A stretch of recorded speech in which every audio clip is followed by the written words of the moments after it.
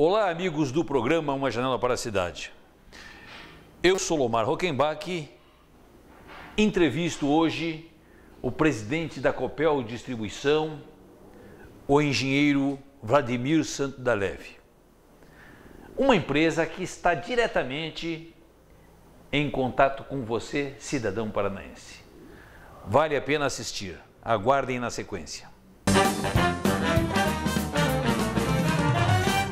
E dando continuidade ao nosso programa, hoje, no programa Uma Janela para a Cidade, Vladimir Dalev, presidente da Copel Distribuição.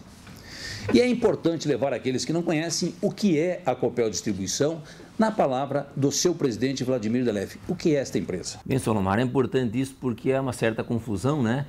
Principalmente para a opinião pública, para a comunidade, quando começa a aparecer Copel Distribuição, Copel Geração, Copel Telecomunicações, já que há pouco tempo atrás não se falava nisso. Na verdade, não é tão pouco tempo atrás. Desde 94, o setor elétrico tem passado por uma reestruturação. Em 2004, saiu uma determinação, uma lei, que impede que as empresas que distribuem energia também possam gerar ou transmitir energia elétrica. Em função disso, a desverticalização das empresas passou a ser obrigatória. Então, desde lá, a Copel Distribuidora é uma empresa do Grupo Copel, a Copel Holding, né? Tem o total controle da Copel Holding e do governo do estado, portanto, porém ela não pode fazer nenhuma outra atividade que não seja distribuir energia. O que diferencia isso, então? A Copel Geração e Transmissão, ela detém os ativos de geração, as usinas, né? As transmissões que interligam as usinas às grandes cidades, e daí das grandes subestações de tensão de 230 mil volts para cima, é por conta deles, e tudo que for menor que isso, aquela transmissão regional ou a distribuição nas cidades é feita pela Copel Distribuição. E qual a finalidade exclusiva da Copel Distribuição? Bom, na verdade é o seguinte, Solomar, a parte comercial, o contato com o consumidor, aquele que compra energia, que paga a sua conta, ele é feito todo ele com a Copel Distribuição. Eu diria, é o varejo, né? A Copel Geração, ela gera e vende grandes lotes de energia. Como a Copel Distribuição não pode gerar, nós simplesmente fizemos a ponte entre as geradoras e o consumidor. É como se vocês todos, os consumidores de energia do Paraná e do Brasil inteiro, dessem uma procuração para a empresa distribuidora para que nós comprássemos energia para vocês e levássemos até a sua casa. Então, a parcela de remuneração da Copel Distribuidora é aquela que vai do transporte, de levar, de distribuir energia até a casa. Aquela parcela de compra de energia, nós simplesmente repassamos. Só para você ter ideia, Solomar, é importante que fique claro isso, de cada R$100 que você paga na conta de luz no final do mês, R$75 é simplesmente um repasse, ou seja, nós compramos a energia para você, porque se cada um for comprar energia não daria, né? E aí nós repassamos integralmente o preço que nós pagamos para as geradoras para o consumidor. Sobra, portanto, R$25. Esses R$25, R$15 são recursos destinados para investimentos, da depreciação dos ativos, vai envelhecendo o ativo, tem que se renovando, né? E a remuneração do capital do acionista. Sobra somente R$10 do 100 que você paga para fazer frente aos custos operacionais, para operar, para manter despesa com pessoal, com frota, com telefonia, com informática e tudo que você possa imaginar. Então, de cada R$100 que você paga, nós temos uma gestão efetiva somente em cima de R$10 desse valor. Todo o restante ou é para investimento, ou são recursos que são integralmente repassados para as empresas que geram energia. Você sabia? É interessante, porque a empresa que entra em contato com você, consumidor, é a Copel Distribuição. E muitas vezes existe confusão que o pessoal não conhece. Por isso estamos aqui conversando com o seu presidente. No início desse ano, primeiro trimestre desse ano, a Copel Distribuição, ela acarretou um prejuízo, um déficit do seu caixa. Isso é uma realidade? Isso continua acontecendo ou não? Isso está acontecendo pelo seguinte, como eu falei, Solomar, de cada R$100, R$24 são por decorrente da energia que você compra. Quando nós fizemos ou definimos a tarifa no dia 24 de cada ano, ela é feita em cima de alguns contratos de compra de energia que nós já efetivamente firmamos com as empresas geradoras. O que aconteceu nesses últimos 2 anos? Motivado por uma questão estrutural do modelo, onde predominou-se térmicas em detrimento de geração com grandes reservatórios, né? Vamos entrar no mérito do que motivou isso. De qualquer forma, o que aconteceu foi o seguinte, como o nosso parque térmico cresceu e nós tivemos que usá-lo muito mais do que se imaginava por conta da escassez de chuva, das estiagens, os reservatórios estão muito vazios, o que acontece? Aquela previsão de geração térmica, ela foi suplantada, ou seja, nós fomos obrigados a comprar energia para fornecer a vocês para um preço muito maior do que aquele que a tarifa paga. Veja que interessante. Ora, se de cada 100 reais, 24 reais estão comigo e 74 energia. Qualquer aumento sobre os 74, ele rapidamente absorve todos os 24.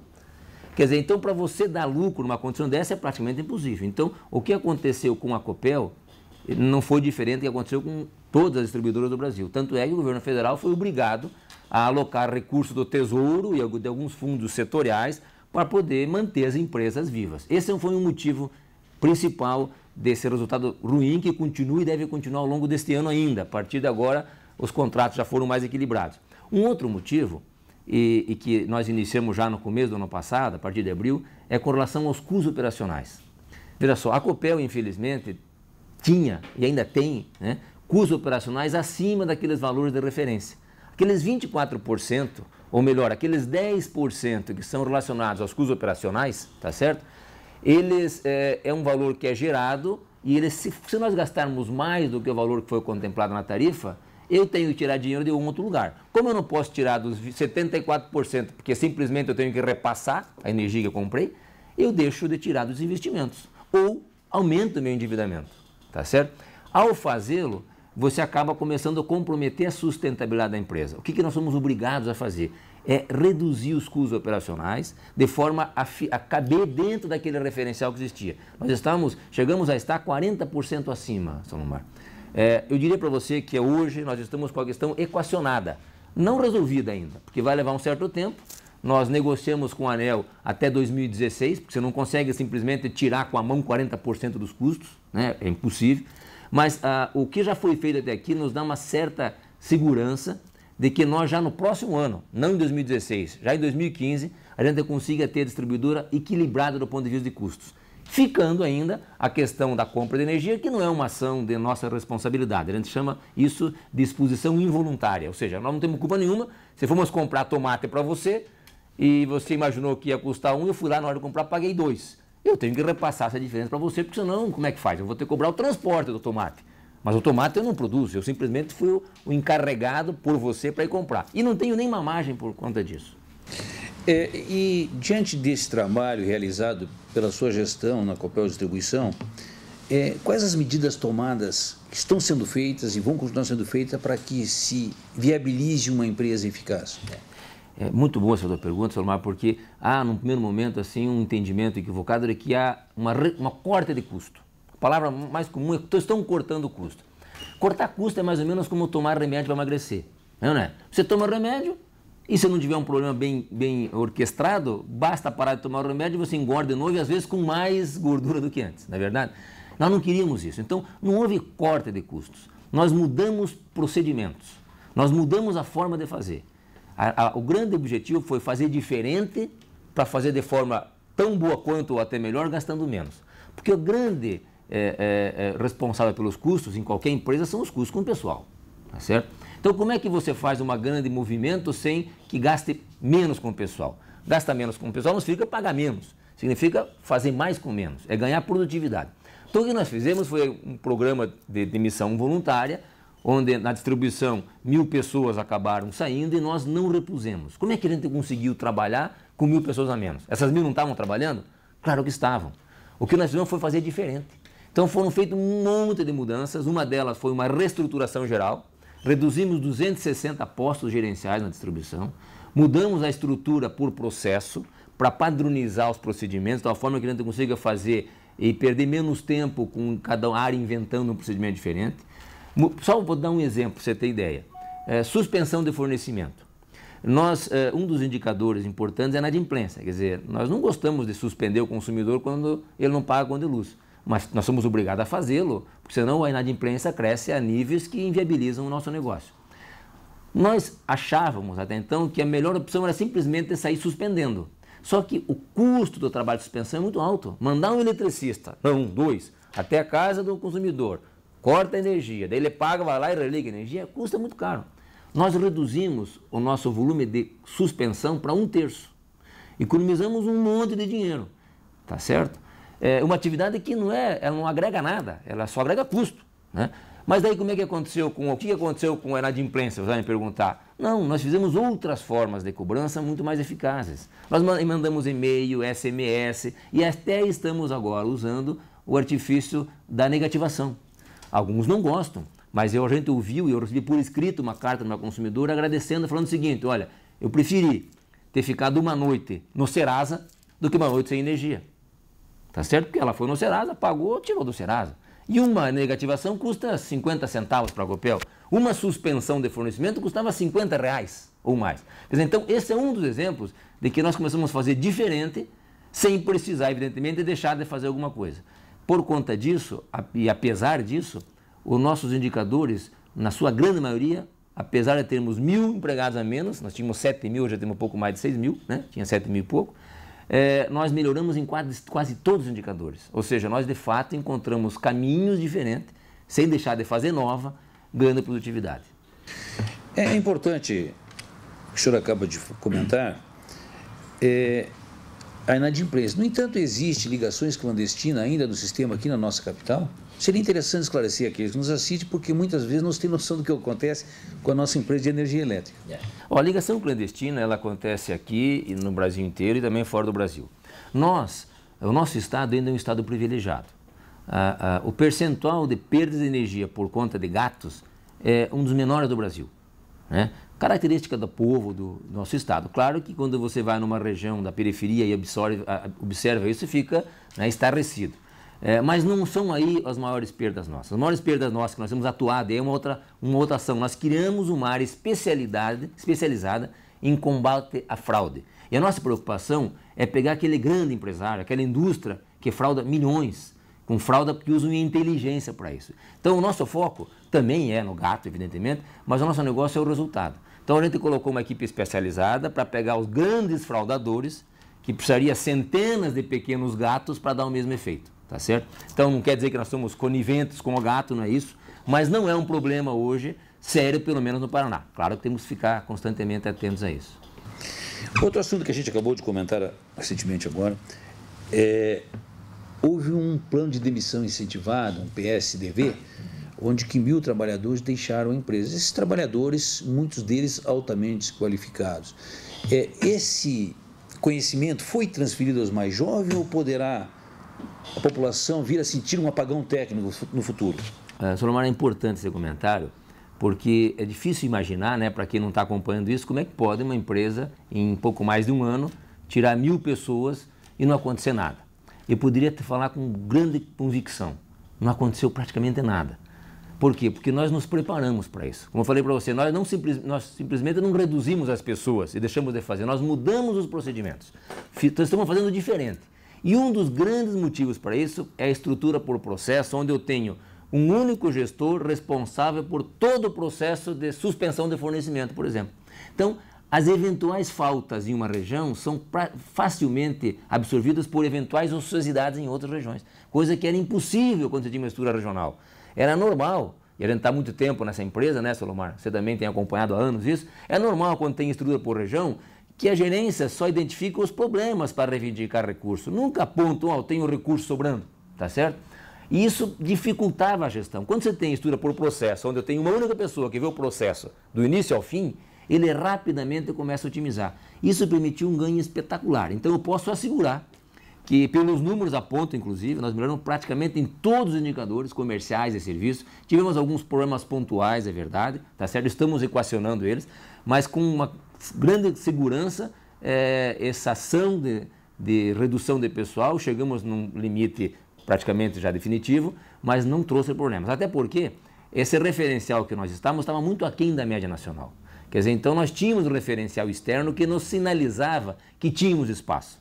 Quer dizer, não foi uma aventura que nós fizemos, vamos experimentar e ver o que acontece. Não, nós tínhamos referenciais de outras empresas que já tinham passado por situações semelhantes e que nos dá uma segurança, olha, pode ir por esse caminho que dificilmente terão problemas. E de fato foi o que aconteceu.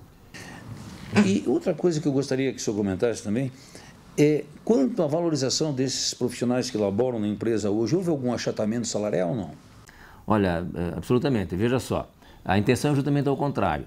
Você tem acompanhado, apesar desse esforço aí nesses últimos anos, a distribuidora ainda continua tendo um resultado negativo, porque nós continuamos pagando pela energia mais caro do que a tarifa nos reembolsa, né?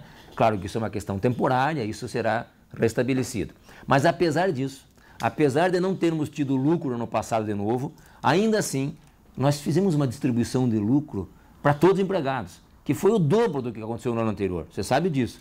E ainda assim, destacamos uma verba que nós defendemos na diretoria da Copel como uma espécie de antecipação. Nós teremos lucro, né? Já neste ano a gente tem essa expectativa de ter lucro. Então, como nós temos um plano que nos sinaliza para isso, a gente já antecipou uma verba que foram distribuídos, além do PL, que todos receberam, uma parcela de empregados da Copel, mais de 30%, também recebeu algumas promoções que foram distribuídas pelos gerentes. É verdade que sempre que tem uma distribuição que não é exatamente idêntica para os empregados, gera um certo comentário, um certo descontentamento, mas não pode ser diferente. Quer dizer, a gente procurou ser o mais justo possível e mesmo tendo dificuldade financeira, nós destacamos uma verba para isso. Então, não houve achatamento, o plano de cargos salários está mantido, houve sim, no primeiro momento, no passado, nós seguramos, tá certo? Porque não tinha sentido nós começarmos aí a achar as soluções para o problema, deixando aí uma torneira vazando ou pingando. Então, nós tínhamos que segurar a situação para tomar pé. Hoje a coisa voltou à normalidade e eu diria que não há nem motivo para se preocupar. Pelo contrário, eu imagino que na medida que a gente comece a gerar caixa suficiente, que isso se reverta em lucro, é uma obrigação da empresa redividir isso com os seus empregados. E é a nossa preocupação e nosso compromisso. Eu gostaria também, presidente, que o senhor comentasse, hoje nós temos o sistema elétrico regulado por uma agência reguladora que é a ANEEL. A ANEEL ela favorece o desempenho das empresas de distribuição, enfim, das empresas do setor elétrico, ou ela vem a ser um complicador, atrapalha que as empresas progridam com tranquilidade? Olha, sem querer ser injusto com as demais agências reguladoras, eu acredito que a ANEEL seja uma das agências mais eficazes do Brasil, né? Ela faz um trabalho muito sério, ela tem nos exigido muito. Claro que nós brigamos muito com a agência, quer dizer, ela nos regula, nos fiscaliza, nós nos defendemos, mas eu tenho que admitir que ela tem sido sempre, tem deixado as portas abertas, tem sido tolerante, tem aceito as nossas reivindicações, né? Reconheceu as nossas dificuldades, e eu diria o seguinte, que a ANEEL, evidentemente, ela tem ela se pauta pela legislação, tá certo? E ela acaba tendo que gerenciar, fiscalizar em cima do que está definido pela legislação. Eu diria que a agência, a ANEEL, respondendo mais objetivamente a sua pergunta, ela ajuda muito mais do que atrapalha. Presidente Vladimir, quanto ao contrato de concessão, a empresa, a gente sabe que existe um fim desse contrato. A Copel Distribuição, como é que ela está vendo? Ela está com esse contrato garantido? Qual o prazo para que ele venha a ser renovado? Como é que está essa situação? E se existe a possibilidade da Copel Distribuição perder esse contrato? Isso é muito interessante pelo seguinte, no dia 7 de julho de 2015, vence o nosso contrato. Então, estamos há praticamente um ano, pouco mais de um ano, para a prova final. E só compete ao poder concedente definir se renova ou não. E o poder concedente não é a ANEEL. O poder concedente é o Ministério de Minas e Energia, ou seja, é o governo federal. Agora, o que levaria o poder concedente a renovar ou não a concessão? Para responder essa pergunta, a gente tem que voltar ao contrato de concessão. Ele reza duas cláusulas muito claras. O que motivaria, o que seria levado em consideração na hora de avaliar na prova final se a empresa merece ou não ter a renovação do contrato por mais 30 anos, por exemplo. São duas questões. Primeiro, qualidade dos serviços prestados e sustentabilidade econômica. Quanto à primeira, Solomar, nós temos muito orgulho da Copel, do copeliano, do colega da Copel, que por mais que tenha dificuldade, ele, na hora que a gente precisa, ele reage positivamente. Apesar de toda essa crise, as pessoas assumiram essa atividade, essas 1.000 pessoas que saíram, né? Algumas com muita dificuldade, mas nunca perderam o comprometimento que tem feito da Copel uma empresa diferente. Por que eu digo isso?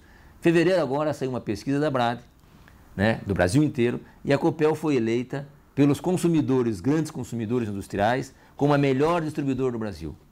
Agora, semana passada, a ANEEL mandou a relação das empresas finalistas, aquela que identifica a melhor distribuidora do Brasil na avaliação do cliente todos os anos.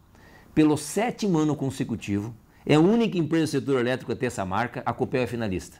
Pelo 7º ano consecutivo. Então, nós, novamente, estamos entre as 3 primeiras. O resultado, se é a primeira, segundo, terceiro, será divulgado em julho. Mas pouca diferença faz. Quer dizer, a Copel, estando 7 anos entre as 7 melhores do Brasil, né, é um marco espetacular e mostra claramente que, por esse quesito, ninguém vai nos tirar a concessão. Quer dizer, se tirar a concessão da Copel, não seria por esse. Mas tem um segundo quesito, que é sustentabilidade econômica. Esse sim.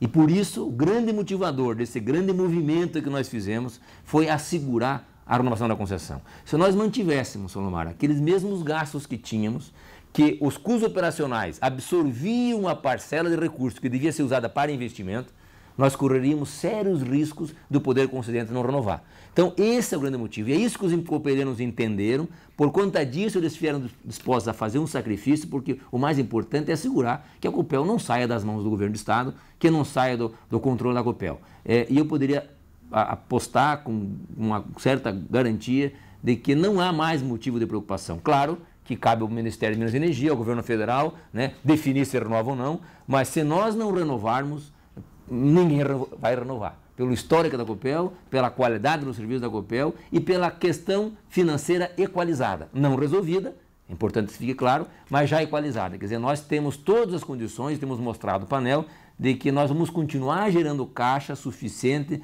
para continuar investindo no setor elétrico brasileiro. Presidente Vladimir, não poderia deixar de lhe perguntar, porque muito se divulgou na mídia que recentemente a Copel investiu 3 milhões em uma usina de reciclagem de óleo de transformadores. E esse dinheiro foi investido nesta usina e ela está parada. Isso é uma realidade? O que tem de verdade disso aí, presidente? Solomar, esse assunto saiu na mídia e foi desgastante porque ele não é exatamente o que tem sido vinculado aí. A verdade funciona o seguinte, nós adquirimos uma regeneradora de óleo móvel que custou nessa faixa de quase 3 milhões de reais e o objetivo dessa regeneradora, que a maioria das grandes empresas do setor já tinham, é transportar esse equipamento para as subestações e sem precisar desligar o transformador, ele vai regenerando óleo, ou seja, é uma espécie de hemodiálise que você faz, no caso seria um óleo diálise, né? Sim. Você vai regenerando. Nós tínhamos uma expectativa de que esse equipamento, com esses 3 milhões, ele não pudesse ser usado na plenitude. Então surgiu a ideia de, no momento da ociosidade da usina, que nós criássemos um ambiente onde nós pudéssemos colocar essa regeneradora e quando ela não estivesse sendo usada nas subestações, a gente pudesse ficar regenerando óleos em tambor. Isso começou a ser feito e a realidade se revelou duas questões. Primeiro, ela não tinha tanta ociosidade, quer dizer, ela foi tão eficiente nas subestações que ela não tinha tanto tempo assim para ficar lá estacionada regenerando. E aí surgiu a ideia de comprar uma nova regeneradora para fazer esse tipo de trabalho. Ao fazer essa análise, concluiu-se que comprar um equipamento somente para regenerar e ficar parado não vale a pena, ainda mais um equipamento móvel que é muito mais caro. Então, o investimento que você fez na regeneradora, evidentemente não se perdeu, ela não foi comprada para isso. Alguém poderia dizer, mas aquele é construção, aquele barracão que você fez e que está lá. Ora, quando se decidiu não fazer mais regeneração no local, é porque nós estávamos na iminência, nem era distribuidora, era Copel Geração e Transmissão, que acabava usando também esse equipamento nosso para fazer a regeneração do óleo dele, precisava de uma outra instalação. Aí foi feita uma análise, olha, vale a pena construir uma outra instalação para a oficina ou será que não é oportuno nós desativarmos essa ação e usar esse barracão para aquela atividade? E aí optou-se por deixar a regeneradora fazendo só o trabalho móvel, sem prejuízo de nada. Quer dizer, o barracão está sendo usado para outro fim e a regeneradora para aquele fim que ela foi, né? Então essa questão de que houve prejuízo teria sido se nós tivéssemos abandonado a regeneradora. Pelo contrário, estamos na iminência de comprar uma segunda regeneradora. Eu também não poderia, nosso tempo já está se esvaindo, televisão é limitado, gostaria de ficar muito mais tempo conversando, explorando seu conhecimento, seu trabalho junto a esta empresa de energia elétrica que é a Copel Distribuição. Pelo que a gente vem notando, ela vem se equalizando financeiramente. Acreditamos que até o final do ano ela já vem apresentar um lucro. Isso aí não é um sinal de que ela possa vir ser privatizada, presidente? Olha, essa resposta, na verdade, não caberia a mim, evidentemente, porque, veja só, eu sou dirigente de uma empresa que distribui energia elétrica, independente de quem tem o controle dela. E venha a ser ou não privatizada, a Copel, uma empresa de distribuição, vai continuar existindo, talvez com o mesmo corpo funcional. O que eu posso te dizer é o seguinte, eu tenho mantido contato com o governador Beto Richa, estive com ele há pouco mais de uma semana, e ele tem deixado sempre muito claro que não passa pela cabeça dele e da equipe dele qualquer hipótese de que a Copel seja privatizada. Não tem sentido, a população do Estado do Paraná não aceita isso. A Copel é orgulho do Estado do Paraná. Então eu diria que politicamente para qualquer governo seria um desgaste desnecessário. E, tecnicamente, seria uma besteira, porque a Copel é uma empresa séria, como eu falei, há 7 anos é referência nacional, e eu estou comparando com todas as privadas que são predominantes nesse modelo, nós somos uma das poucas públicas, e nós ainda somos uma das empresas que presta o melhor serviço. Quer dizer, para que você, então, passar isso para uma iniciativa privada, sendo uma empresa que presta bom serviço, uma empresa que é eficiente do ponto de vista financeiro, está equacionando essa questão, tá certo? E que, inclusive, gera no grupo lucro, que gera dividendos para o Estado. Quer dizer, o Estado não põe dinheiro no Paraná, o Estado tira dividendos do Paraná. Quer dizer, então, é um dos bons negócios do Estado e eu não vejo o menor sentido se falar em privatização. Pelo contrário, eu acho que cada vez mais a Copel se consolida como uma empresa que, inclusive, está transcendendo as fronteiras do Estado. Estamos em 10 estados hoje, investindo, aumentando o patrimônio do povo do Paraná. Nosso tempo já está se esgotando, mas eu gostaria de perguntar, e os investimentos fora, que a Copel faz fora do Paraná, esse investimento, eles trazem retorno financeiro ao Estado? Olha, sempre que você seleciona um investimento, você seleciona buscando retorno, né? Se você selecionar já não buscando retorno, é um erro empresarial, tá certo? Mas por que investir fora do Estado? Veja só, nós temos que lembrar o que eu falei no começo, nós temos uma empresa de distribuição que essa não investe fora do Estado, ela tem que investir aqui, até porque a nossa área de concessão é limitada geograficamente, né? Mas nós temos empresas de geração e transmissão que elas podem investir em qualquer lugar. E não tem mais tantos aproveitamentos hidráulicos no Paraná que permita que os investimentos sejam feitos aqui no Paraná.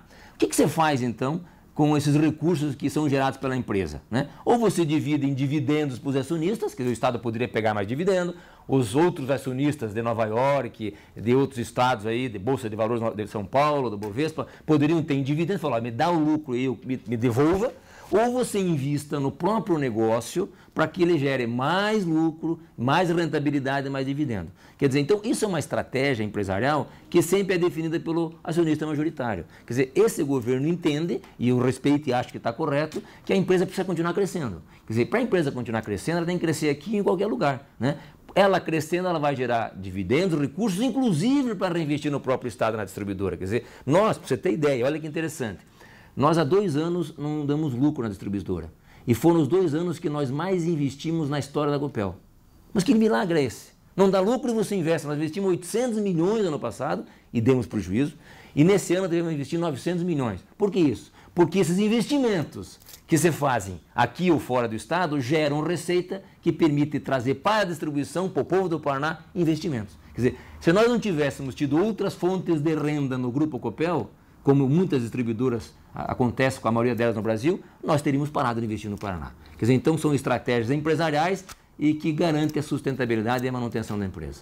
Presidente Vladimir, eu quero agradecer a sua participação no programa Uma Janela para a Cidade. O nosso tempo está chegando ao seu final e deixar aberto. O nosso programa é um programa que está aberto a qualquer necessidade que venha a ter de divulgação à nossa gente, porque é um programa que visa esclarecer com cidadania e respeito àqueles que nos assistem, ao cidadão paranense. Muito obrigado e até um próximo programa, se Deus quiser, e com certeza ele irá querer. Um grande abraço e obrigado, Vladimir.